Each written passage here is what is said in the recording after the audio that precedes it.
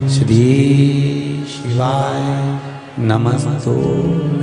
श्री शिवाय नमस्तो। पितृदोष है ये आपको कैसे मालूम पड़ेगा?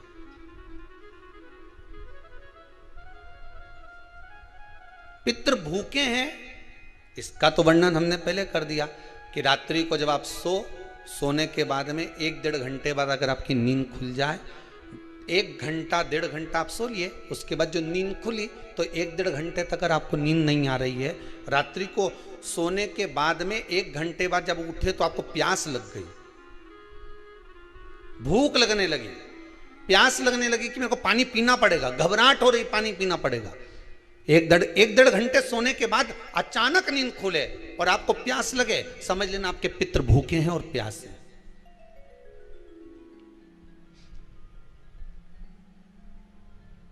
वो भूखे और प्यास हैं, उनको जल की जरूरत है।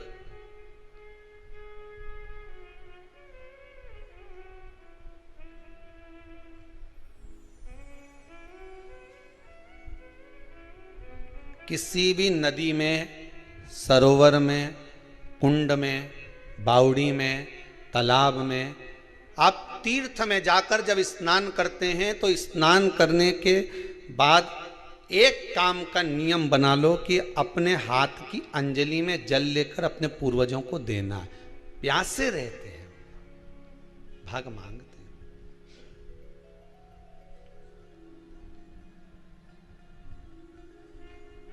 भाग प्राप्त करना। 3 वृक्ष पितरों के तुल्य हैं। नैमिषारण्य की कथा में भी कहा था 3 वृक्ष पितरों के तुल्य हैं। पहला पीपल, दूसरा बट वृक्ष, तीसरा बेलपत्र का वृक्ष। ये पितरों के तुल्य हैं। अगर आपको रात्रि में नींद नहीं आ रही है, ऐसा लगता है कि रात्रि को 1 घंटा 1.5 घंटा सोने के बाद कुछ गलत गलत विचार आने लगते हैं, नींद सुबह 3 बजे तक 4 बजे तक नहीं आती, 4 बजे के बाद फिर नींद आती है, तो एक प्रैक्टिकल जरूर कर कर देखना। एक प्रैक्टिकल करने में क्या जाता है, प्रयास करने में क्या कुछ जाता है क्या?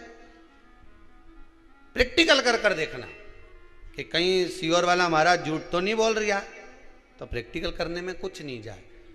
1 लोटा पानी लो, उसमें थोड़ा सा कच्चा दूध डाल लीजिए, श्राद्ध पक्ष चल रहा है, बेलपत्री का पेड़ या पीपल का पेड़ या बट का पेड़, इन पेड़ के नीचे ले जाकर उस दूध को दोपहर में सुबह 10 बजे से लेकर 12 बजे के बीच में ले जाकर चढ़ा दीजिए। रात्रि को फिर ना आपको प्यास लगेगी, ना भूख लगेगी, नींद एक बार लगी तो सुबह ही खुलेगी। प्रैक्टिकल करने में क्या जाता है?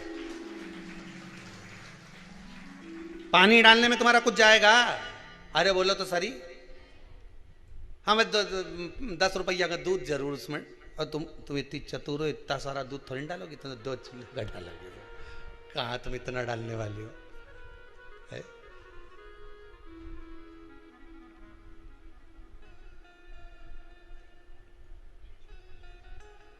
कहा बहुत चतुर चतुर लोग हो रहे संसार में हो।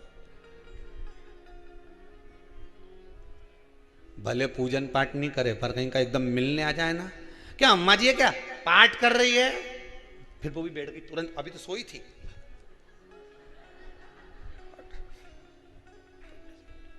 तुरंत। क्या पंडित जी हैं क्या, उनसे थोड़ा काम है, अभी माला जप रहे हैं, मालूम पड़े पंडित जी तो आराम से सेव फल खा रहे थे। अब प्लेट सोफा के नीचे घुसे,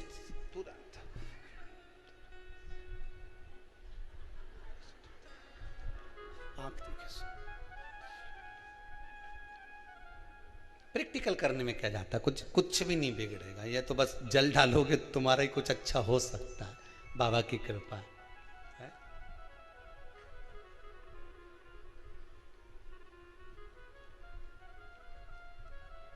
3 वृक्ष पितरों के तुल्य हैं।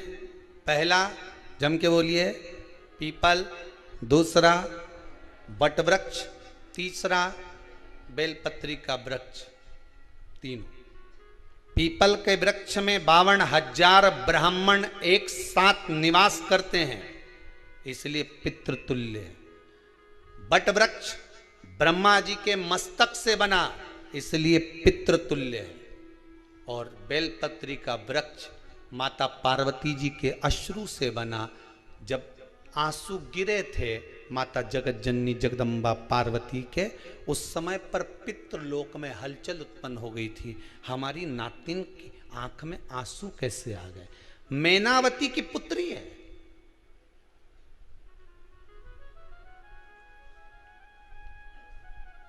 पितरों की नातिन, इसकी अश्रु कैसे गिर गए?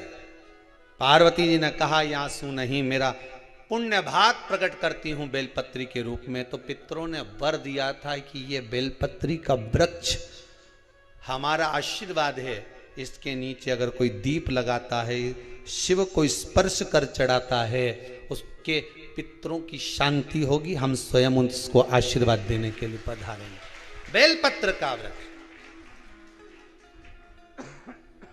पितृतुल्य।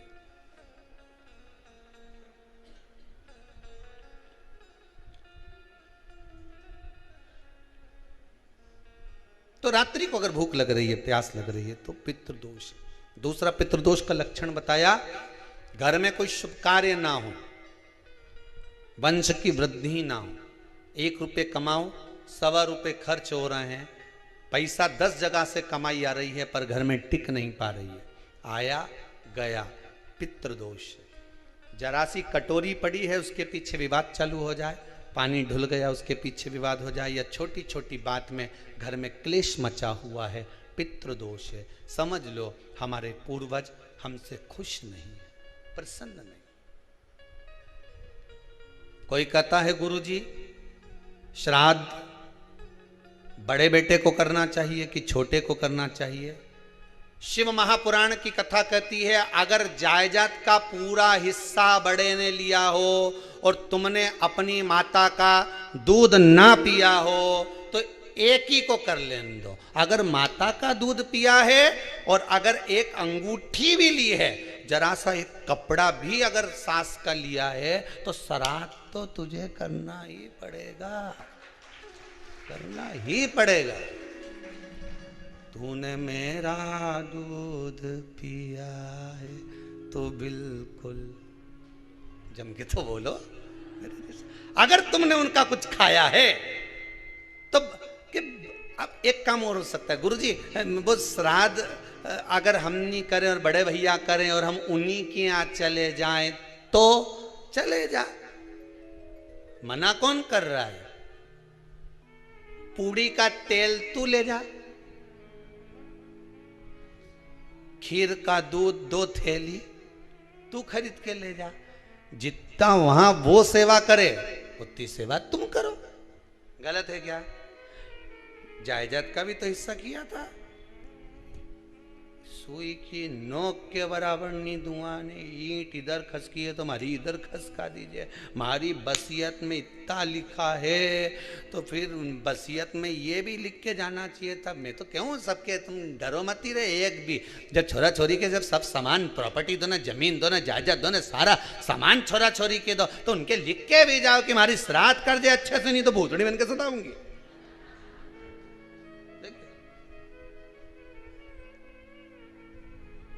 श्राद्ध करो। कितना दिया तुमको? बोलो, ईमानदारी से बोलना, कितना दिया? ढेरों में। और एक बात बहुत अच्छे से कहूंगा, आप लोगों के जीवन में उतरे। अगर मायके में भाई, मायके में भाभी, मायके के लोग अगर आपके माँ बाप का श्राद्ध नहीं करते हैं तो बेटी भी अपने माता पिता का श्राद्ध कर सकती है। उसने भी दूध पिया है अपने माता पिता का, पर वो श्राद्ध का भोजन कौन कराएगा? बेटी का पुत्र हो, बेटी की पुत्री हो, वो कराए।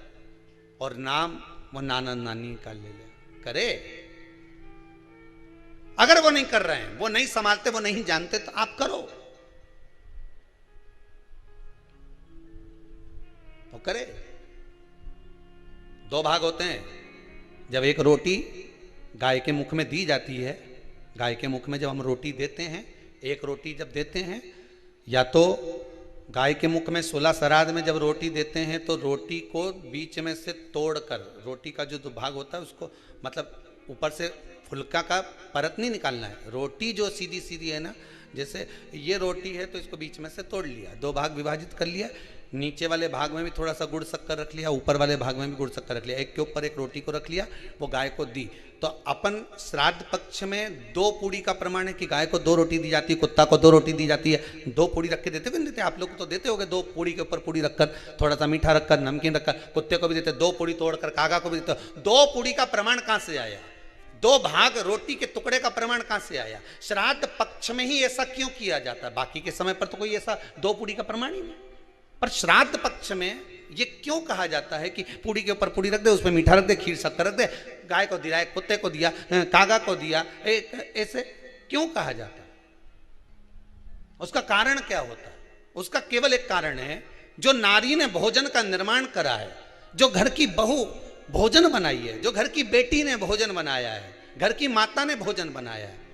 महाराज, पिता पुरुष एक कुल को तारता है, बेटी 2 कुल को तारती है। जब श्राद्ध पक्ष में 2 भाग रोटी के कर गाय को देती है,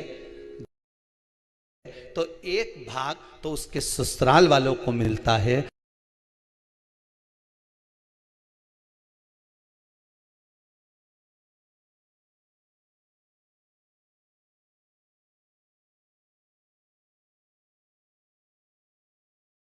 मायके को भी मिले, ससुराल को भी। जब गया जी का पिंड होता है तो नाना नानी सबका स्मरण कराया जाता है। 2 भाग,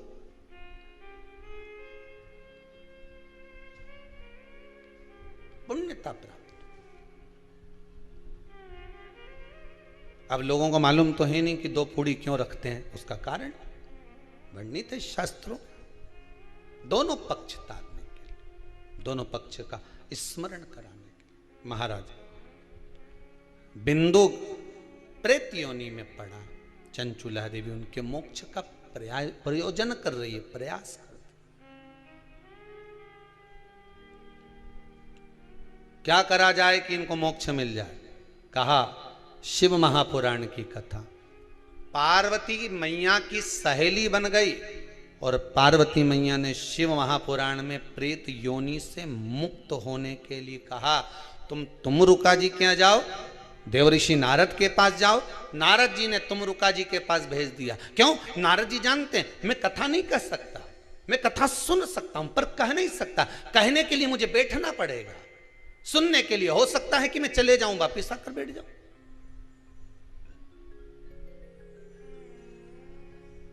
तुमरुका जी से कहा कथा कह दोगे? हाँ, कहने में क्या दिक्कत है, मेरे पति को प्रेत योनि से मुक्त करना है। तुमरुका जी बोलते हैं केवल तुम्हारा पति प्रेत योनि से मुक्त नहीं होगा। तुमरुका जी ने शिव महापुराण में कहा, सुनो चंचुला देवी, केवल एक व्यक्ति शिव पुराण से नहीं तरता, इस बिंदुक जैसे ना जाने कितने प्रेत इस वायुमंडल में घूम रहे होंगे, ना जाने कितने पितर, ना जाने कितने आहूत, ना जाने कितने वासुक इस वायुमंडल में घूम रहे होंगे। तुम्हारा पति तुमको दिखा नहीं, तुम्हारा बिंदुक तुम्हें कभी नजर आया नहीं, फिर कारण क्या था? बस मन में शांति नहीं है। घर में सारा सुख है पर हृदय में शांति नहीं, समझ लो पितृदोष है। क्या करा जाए? फिर क्या करोगे? महाराज, हृदय शांति, हृदय शांति। केवल एक अकेला बिंदुक शिव महापुराण की कथा सुनकर नहीं तरेगा। तुमरुका जी कहते हैं जिस समय पर मैं शिव महापुराण की कथा कहूंगा, सुनो चंचुला देवी, इस संसार के इस भूमंडल पर मृत्यु लोक में जितने भी जीव इस संसार सागर में भटक रहे होंगे, शिव महापुराण की कथा सुनकर वो भी तर जाएंगे। ये अकेली बिंदु को तारने वाली नहीं है। इस मृत्यु लोक में जो विराजमान, आज भी नियम है महाराज, श्राद्ध का भोजन टेबल पर नहीं कराया जाता। श्राद्ध का भोजन ब्राह्मण को कुर्सी पर बिठाकर नहीं कराया जाता। श्राद्ध का भोजन किसी जाता। श्राद्ध का भोजन आज भी प्रमाण है कि ब्राह्मण के लिए भूमि पर आसन लगना चाहिए और जमीन पर बैठकर कराना चाहिए। तब क्यों? क्योंकि इस भूमि पर बैठकर जब भोजन कराएंगे, इसी भूमि से ना जाने कितने पितृ गए, कितने तर्पण हुए, कितनी तिलांजलि हुई, इसी भूमि से, इस रज से, इस कण से ना जाने कितने जीव चल गए। अब लकड़ी पर या टेबल पर या कुर्सी पर बैठकर ब्राह्मण को भोजन कराने का प्रमाण नहीं है। अब आपका फैशन ज्यादा हो गया तो बात दूसरी है। पंडित जी ऊपर बैठ के खा लोगे क्या? पंडित जी तो बोल देंगे अच्छा है, खिला दो।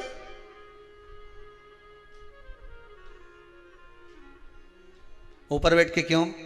वो झुकने में थोड़ी सी कमर लचक जाए, क्योंकि खीर परसेगी तो झुकना पड़ेगा। अब ब्राह्मण अगर भोजन करने आसन पर बैठेगा, तुम अगर थोड़ा झुककर परसोगी, ब्राह्मण के सम्मुख में आप थोड़ा सा भोजन कराते समय झुकोगी। जरा विचार करिए, यशोदा मैया के घर में संतान नहीं थी। यशोदा जी श्रावण के महीने में श्रावणी करने आए हुए ब्राह्मण को मात्र खीर परोसने के लिए गई थी। 52 साल की उम्र थी, संतान का सुख नहीं दिख रहा था, खीर परोसने के लिए गई। उतनी देर में ब्राह्मणों ने देखा इनके घर में संतान नहीं है, पुत्र भव कह दिया। और यशोदा जी के पति श्री नंदराय जी कह रहे हैं कि बाबा मैं 60 का या 55 की, बाल हो गए धोले, और तुम कह रहे हो पुत्र होगा। कहां से होगा? ब्राह्मण कहते हैं ब्राह्मण जब भोजन करता है, भोजन करते समय जब वर देता है, वो वर गलत नहीं हो सकता, कहीं से भी आएगा, पर छोरा तो आएगा। और आया, कहीं से भी आया, पर पुत्र आया, क्योंकि आशीर्वाद दिया था। श्राद्ध पक्ष का भोजन टेबल पर नहीं, कुर्सी पर नहीं, श्राद्ध पक्ष का भोजन ब्राह्मण को आसन लगाकर जमीन पर कराना चाहिए, भूमि पर।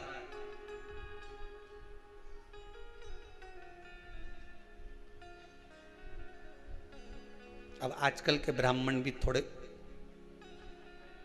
नीचे,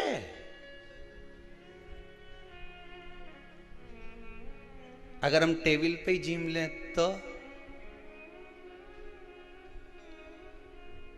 जी क्या बोले भी तो क्या बोले, तुम ही बताओ।